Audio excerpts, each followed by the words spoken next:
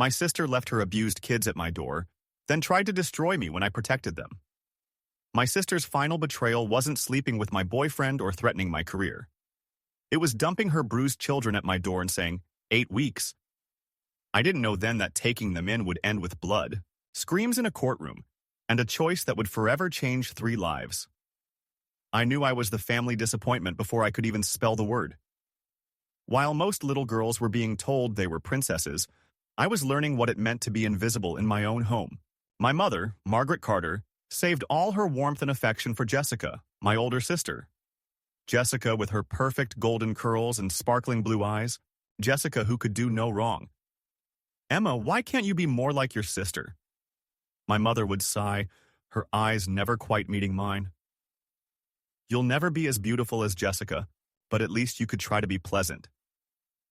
These words carved themselves into my soul, repeated so often they became my internal monologue. I had straight, dark hair and brown eyes, ordinary features that my mother viewed as defects. Jessica reveled in her position as the family jewel, learning early that she could take whatever she wanted from me without consequences. If we fought over a toy, I was punished regardless of who started it. If we both wanted the last cookie, it inevitably ended up in Jessica's hand. My father was no better, a silent partner in my systematic erasure. The pattern continued through our school years. Jessica's mediocre report cards were celebrated, while my straight A's warranted barely a nod. But nothing prepared me for the betrayal during my junior year. I had finally found someone who saw me. David Mitchell. For 3 months, he made me feel like I mattered. Then I caught him with Jessica in his car. She didn't even want him. She just couldn't stand that someone had chosen me over her. When I confronted them both sobbing, my mother simply shrugged. Men aren't worth fighting over, Emma. Honestly, what did you expect? Your sister is simply more appealing. The final blow came during senior year. Despite Jessica's terrible grades, my parents paid her full tuition to State University. When I asked about my college plans, my mother barely looked up from her phone. Community college is perfectly fine for someone like you, or get a job. We can't afford 2 tuitions. That night, with tears streaming down my face, I asked her point blank, Mom, have you ever loved me, even a little? Her silence was my answer. I graduated with a perfect 4.0 GPA and earned a full scholarship to Westlake University. When I announced this at dinner, my father muttered, "Good job," without looking up, and my mother continued scrolling through Instagram, liking Jessica's latest photos. In that moment, I understood I was truly alone. But I also realized I didn't need them anymore. While Jessica dropped out after 2 semesters, partied relentlessly, and got pregnant by a guy she'd known for 4 months, I built a life. I worked hard, graduated with honors, and secured a job at one of the top firms in the city. I thought I had escaped the darkness of my childhood. I believed I had left the pain behind. But some shadows follow you no matter how far you run. And my nightmare was just beginning. I had finally created peace in my life. My apartment wasn't fancy, but it was mine. A sanctuary where no one could belittle or ignore me. That Saturday morning was supposed to be perfect. Coffee on my balcony, a good book, and absolutely no family drama. Then the doorbell rang. Not just once, but repeatedly, as if someone was leaning on it. Annoyed, I swung the door open, ready to scold whoever was there. My words died in my throat. 2 small boys stood on my doorstep, backpacks and suitcases beside them. Lucas, 10 years old, tall for his age with Jessica's golden hair. Beside him, 7-year-old Ethan clutched a worn teddy bear, his dark eyes like mine, wide with uncertainty. Mom said you're watching us for 8 weeks, Lucas announced, his chin raised with defiance that reminded me too much of my sister. What? I stammered, looking past them, expecting to see Jessica's car. The street was empty. Where is your mother? I asked, my voice sharper than I intended. She dropped us off downstairs and left, Ethan said quietly. She said you'd be happy to see us. I felt sick. Jessica and I hadn't spoken in months, not since our last argument when she'd called me a pathetic, jealous spinster at our father's birthday dinner. And now she'd abandoned her children at my doorstep without so much as a text message? I ushered the boys inside, my mind racing. Lucas immediately sprawled on my couch while Ethan stood uncertainly in the middle of my living room, still clutching his bear. I called Jessica. Once, twice, 10 times. Straight to voicemail. I left increasingly furious messages until, on the 11th try, she finally answered. "What the hell are you thinking?" I hissed, stepping into my bedroom so the boys couldn't hear. "I'm not your babysitter." Jessica's laugh was cold. "You have two options, dear sister. Either watch my kids, or I'll call your boss at that fancy firm and tell him about your mental health issues and how you've stopped taking your medication." My blood froze. "What are you talking about? I don't have mental health issues." "Your word against mine. And we both know who people believe, don't we? Mom will back me up." "Of course, she always does." I gripped the phone so hard my knuckles turned white. "You wouldn't." "Try me," she said. "I need a break, Emma. 8 weeks. That's all. Unless you want to lose that job you're so proud of." My career was everything to me. The proof that I had value, that I could succeed despite my family's expectations. I couldn't risk it. After Jessica hung up, I called my mother, hoping against hope that she might, for once, side with me. "Your sister has done so much for you, Emma," she said, her voice dripping with disappointment. "It's time you helped her for a change." "Done what for me?" I nearly screamed. "She's taken everything from me my entire life." "Family helps family," my mother continued as if I hadn't spoken. "Those boys need someone right now, and Jessica needs a break. She's a single mother, you know. It's not easy." "And what about my life?" I asked, tears of frustration burning my eyes. "What about what I need?" "Always so selfish," my mother sighed. "This is why Jessica has always been easier to love." Something shattered inside me at those words. "When?" I demanded, my voice breaking. "When has she ever done anything for me? My entire life I've never been loved. Do you even realize that?" The silence that followed was deafening. Then, 8 weeks, Emma. It's not the end of the world." She hung up, leaving me standing in my bedroom, shaking with rage and hurt. Beyond my door were 2 children I barely knew, abandoned by my sister and now my responsibility. If I refused, Jessica would destroy the one thing I had managed to build for myself. If I agreed, my carefully constructed independence would be shattered. I had no one to turn to, no one who would stand up for me. As always, I was utterly alone. But what choice did I have? Could I really turn those boys away? Would I become as cold and uncaring as the family that raised me? What I didn't know then was that taking in those children would pull me into a darkness deeper than anything I had experienced before. My nightmare was just beginning, and there would be no waking up from it. I had planned to make some calls Monday morning, to social services, to any family member who might take the boys, maybe even to a lawyer. I just needed to survive the weekend, I told myself. But something unexpected happened as I watched these 2 small, frightened children move tentatively through my apartment. That first night, I ordered pizza, assuming it would be a safe choice for kids. When I flipped open the box, the scent of cheese and pepperoni filled the kitchen, but neither boy reached for a slice. "Aren't you hungry?" I asked, sliding plates in front of them. Lucas glanced at Ethan, then at the floor. "Mom says we're not supposed to touch food until we ask permission," he mumbled. I felt something twist inside me. What kind of home had Jessica created where children were afraid to eat? "This is your home now," I said gently, pushing the box closer. "You never have to ask permission for food here. You're always allowed to eat when you're hungry." The boys exchanged uncertain glances before Lucas cautiously took a slice. Only after he'd taken a bite did Ethan reach for the pizza. That night, I made up the sofa bed in my office for Lucas and put Ethan in my guest room.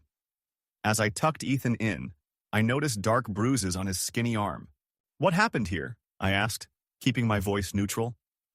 His eyes went wide and he pulled the blanket up to his chin. "I fell," he whispered. I didn't believe him, but I didn't push. Instead, I said, "You're safe here, Ethan. I promise." His eyes searched mine, as if looking for the lie. It broke my heart. By Sunday, small details began to paint a disturbing picture. Lucas's clothes were all too small, the cuffs of his jeans stopping inches above his ankles. Ethan's shoes had holes in them. Neither boy had proper winter jackets. despite the approaching cold season. When I helped them unpack, I found that Lucas's backpack contained only 3 shirts, 2 pairs of pants, and underwear that had seen better days. Ethan had even less. Between them, they had 1 toothbrush. 1. That night, I was awakened by whimpering. I found Lucas thrashing in his sleep, tears streaming down his face. "Auntie, please," he cried, still asleep. "Please don't let her." I sat beside him, gently brushing his hair from his forehead until he calmed. What was Jessica doing to these kids? By Wednesday, I'd canceled my plans for the next 2 weekends and ordered new clothes, shoes, and school supplies for the boys. I registered them at the local elementary school, lying about how long they'd be staying with me. I stocked my refrigerator with foods they might like and bought nightlights for their rooms. "Why are you being so nice to us?" Lucas asked one evening as I helped him with his math homework. "Because you deserve it," I answered simply. "Mom says—" He began, then stopped. "What does your mom say?" I prompted gently.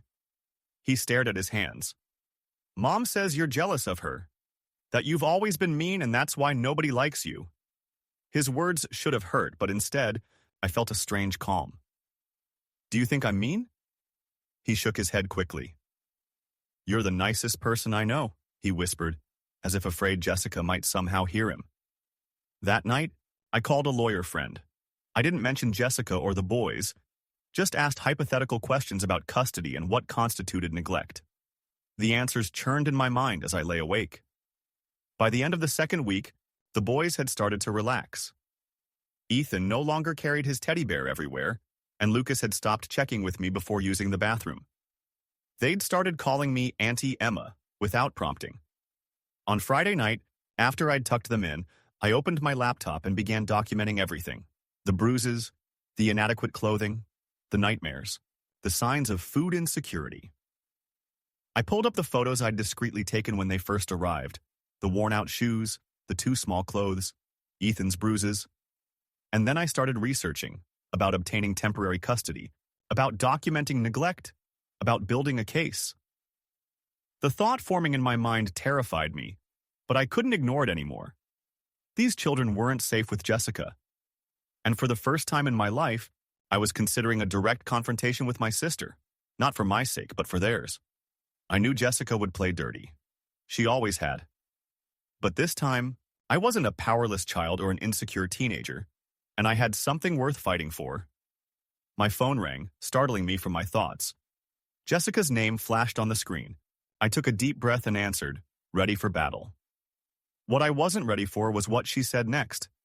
I wasn't prepared for Jessica's call that night. Instead of threats, she was sobbing.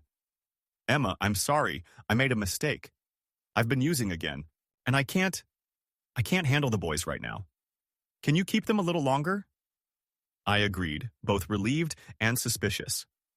Jessica never admitted mistakes, but I'd worry about her motives later. The boys were safe with me for now, and that's what mattered. I should have known better. 3 days later, at 8 a.m., thunderous pounding on my door jolted me awake. Before I could even process what was happening, my door burst open, splintering at the hinges. A mountain of a man charged in, at least 6 feet 5 inches with arms like tree trunks. I stumbled backward, but he was on me in seconds, shoving me hard. I fell, cracking my head against the coffee table. The room spun as warm blood trickled down my temple. Through my blurred vision, I saw Jessica walk in behind him, a twisted smile on her face. My mother followed, her face expressionless, watching without intervening. "Grab their stuff," Jessica barked at the man. "We're taking them now." The commotion woke Lucas and Ethan. They appeared in the hallway, eyes widening in terror. "Auntie Emma!" Lucas screamed, running toward me. He grabbed my arm, tears streaming down his face. "Please don't let her take us." Ethan stood frozen, clutching his teddy bear, trembling violently. I struggled to my feet, positioning myself between the boys and Jessica. "You can't just break into my home and—" The man grabbed a fistful of my hair and slammed my head against the wall. Pain exploded behind my eyes, and my knees buckled. I slid down the wall, fighting to stay conscious. "You think you can take my kids?" Jessica snarled, leaning down to my level. "You're pathetic. You've always been pathetic." She turned to the man. "Get the boys in the car, Rick." Through my haze, I saw Rick grab Lucas, who kicked and screamed. No, no, Auntie Emma, help us. Ethan tried to run, but my mother caught him, her grip surprisingly strong for her age. The little boy's sobs tore through me as he was dragged toward the door. Mom, I gasped, reaching out. Please don't do this. She looked at me, and for a second, I thought I saw hesitation. Then her face hardened.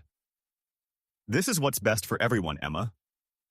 The door slammed shut behind them, leaving me alone on the floor of my shattered apartment. I couldn't breathe. My chest constricted with panic and pain, but through it all, one thought burned clear. I had to act now. I crawled to where my phone had fallen during the struggle. My hands trembled so badly, I had to dial 911 3 times before getting it right. Emergency! My sister just kidnapped 2 children, I gasped into the phone. The dispatcher's voice was calm as she asked for details. The license plate, I remembered, forcing my brain to focus. GRH 4729. Black SUV. They're headed east on Westlake Avenue. I gave descriptions of Jessica, Rick, my mother, and the boys. The dispatcher assured me officers were already responding. I hung up and called my lawyer friend next, leaving a frantic message about needing emergency help. Then I did something I never thought I would. I called my boss, explaining everything. To my shock, he didn't fire me. Instead, he said, "Take whatever time you need, Emma. We'll have the firm's legal team on standby." Just 90 minutes later, my phone rang. It was the police. They'd spotted the SUV on the highway and attempted to pull it over. Rick had refused to stop, leading to a chase that ended when they deployed spike strips. But the nightmare wasn't over. When officers approached the vehicle, Rick emerged swinging. He punched an officer in the face, breaking his nose. Despite commands to stop, Rick charged. An officer fired, hitting him in the thigh. He went down, bellowing like a wounded animal. Jessica hadn't surrendered either. When a female officer tried to handcuff her, Jessica screamed obscenities, scratching and biting so viciously that the officer's face was left bleeding from deep gashes. The children? I asked, my heart in my throat. They're safe, the officer assured me. Scared, but physically unharmed. Child Protective Services has them now. I hung up and sobbed with relief. But I knew this battle was far from over. Jessica might be in custody, but she was still the boy's legal mother. My mother would surely fight for her. The system often favored biological parents, regardless of their actions. If I wanted to protect Lucas and Ethan, I'd need to fight harder than I ever had before. And this time, losing wasn't an option. Jessica's eyes burned with hatred as the officers shoved her into the police car, her handcuffs rattling against the door. "You'll regret taking everything from me," she screamed, her face contorted with rage. "You think you can win against me? I'll destroy your life." I stood silently watching, realizing that for the first time in my life, I wasn't afraid of my sister anymore. The monster that had terrorized my childhood now looked small, diminished by her own rage. The charges against Jessica mounted quickly. Child abuse, assaulting a police officer, breaking and entering, conspiracy to commit assault, attempted kidnapping. Rick, her boyfriend, faced even more serious charges due to his violent resistance during arrest. Child Protective Services immediately suspended Jessica's parental rights, but they wouldn't automatically place the boys with me. Despite the evidence of abuse and neglect, despite the boys' desperate pleas to stay with me, the system moved with agonizing slowness. I hired the best family lawyer I could find, prepared for a long, expensive battle. Then a new obstacle emerged. The boys' father, a man named Derek, who'd been largely absent from their lives, suddenly wanted custody. Or rather, his parents did. They saw an opportunity to gain control of the situation and possibly extract money from me. "I don't care what it costs," I told my lawyer. "Those boys will never go back to that hell, I swear it." Before the custody hearing could begin, I had to face Jessica one last time in court for the breaking and entering and assault charges. Walking into the courtroom, I felt my stomach clench when I saw her. Her once perfect hair hung in greasy strands, her face gaunt, her eyes wild. But when she spotted me, her lips curved into that familiar, contemptuous smirk. "Think you've won, stupid bitch," she hissed as I walked past. The evidence against Jessica was overwhelming. Security footage from my building showed Rick breaking down my door. My phone recordings captured Jessica's threats. Police reports detailed the chase and violent arrests. Jessica sat stone-faced through most of the proceedings, occasionally whispering to her court-appointed attorney, who looked increasingly uncomfortable. Then the judge mentioned something Jessica didn't know. I had filed for permanent custody of Lucas and Ethan. That's when something snapped. Jessica let out a scream that didn't sound human. She lunged across the courtroom, knocking aside her attorney and launched herself at me. Her nails raked down my face as she grabbed a fistful of my hair. I felt her fist connect with my jaw before bailiffs could pull her away. But Jessica wasn't done. As they dragged her backward, she twisted in their grip and sank her teeth into my hand. The pain was blinding, blood immediately welling from the deep bite marks. The courtroom erupted. The judge hammered his gavel, calling for order. Medical personnel rushed to treat my hand as bailiffs finally subdued Jessica. When silence fell again, the judge's voice was ice cold. In light of this unprecedented display of violence, this court has no choice but to impose the maximum sentence for all charges.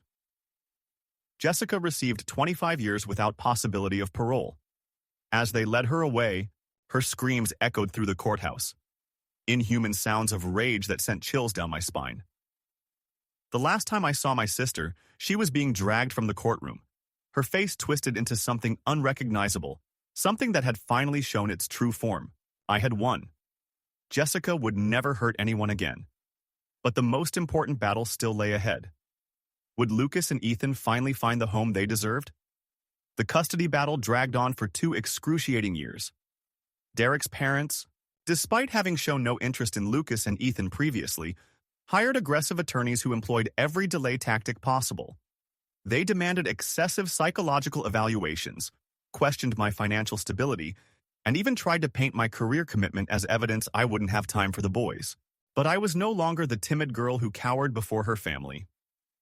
Jessica's attack had awakened something in me, a fierce protectiveness I never knew I possessed. Through it all, I was only permitted supervised visits with the boys twice a month. Each time, they'd run to me, faces lighting up, and each time saying goodbye tore my heart in two. Lucas would try to be brave, but Ethan would sob, clinging to me until social workers gently pulled him away. "Why can't we live with you, Auntie Emma?" Ethan would ask every time, his little voice breaking. "I'm working on it, sweetheart, I'd promise. I won't stop fighting for you." And I didn't. I worked overtime to afford the legal fees. I attended parenting classes. I moved to a larger apartment with a bedroom for each boy. I documented every supervised visit, every conversation, every tear and laugh. My lawyer warned me that courts tended to favor blood relatives, but I refused to accept defeat. "Those boys are my blood too," I reminded her, "and I'm the only one who truly wants them for who they are, not what they represent." Finally, after 26 months of legal battles, the judge made his ruling. The courtroom was silent as he spoke the words I'd been fighting to hear. The court grants permanent legal guardianship of Lucas and Ethan Carter to their aunt, Emma Carter. I covered my mouth, tears streaming down my face. I had won, truly won. 3 days later, I brought the boys home. Not for a visit, but forever. I'd spent weeks preparing their rooms, painting walls, hanging curtains, and filling drawers with new clothes. Lucas's room was blue with a space theme. Ethan's was green with dinosaurs everywhere. When I opened the door to our apartment, the boys stood hesitantly in the hallway. "Go on," I encouraged. "Go see your rooms." Lucas walked slowly to his bedroom door and pushed it open. He froze, taking in the star-patterned bedspread, the desk with art supplies, the bookshelf filled with titles I remembered him mentioning. Then he turned and ran to me, wrapping his arms around my waist so tightly it hurt. Ethan joined immediately, and we stood there, a tangle of arms and tears and laughter. "I knew it," Lucas whispered, his voice thick with emotion. "I knew you'd come back for us, Auntie Emma." That night, after tucking them in and kissing their foreheads, I sat in my living room, listening to the sounds of their breathing through the monitor I'd bought. For the first time in my life, I felt complete. I had found my real family. Not the one I was born into, but the one I had chosen to protect with everything I had. We were home, all of us, finally home.